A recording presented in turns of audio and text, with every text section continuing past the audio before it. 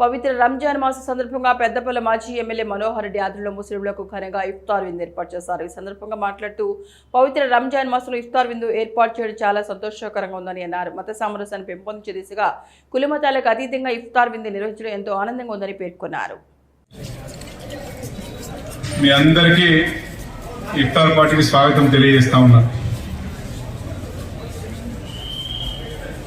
మన రంజాన్ 27వ దినం ఇది.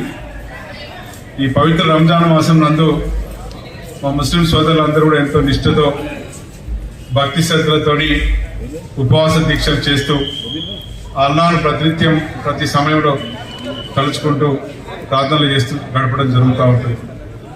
మరి ఇటువంటి సమయంలో ఇటువంటి పవిత్రమైన రంజాన్ మాసంలో మా ముస్లిం సోదరులందరూ కూడా గౌరవించుకోవాలనే ఉద్దేశంతో ఈ ఇఫ్తార్ పార్టీ ఏర్పాటు చేసుకోవడం జరిగింది. మీరందరూ వచ్చినందుకు చాలా సంతోషం. మన పెద్దపల్లి పట్టణంలో మరి హిందూ ముస్లిం అనేటువంటి తేడా లేకుండా ఒక మంచి ఆలోచనతోని మంచి విశ్వాసంతోని మనం అందరం ఒకే చెట్టు కొమ్మలుగా ఒకే చెట్టు పువ్వులుగా మనం ఒక నమ్మకం విశ్వాసంతోని మరి గడపడం జరుగుతూ ఉంది. ఇటువంటి గొప్ప ఆలోచన మనం పెద్దపల్లి పట్టణంలో ఇక ముందు కూడా రాబోయే రోజుల్లో కూడా కొనసాగించాలి. మనమంతా గంగా జమున దైర్యం అని చెప్పుకుంటూ ఉంటాం.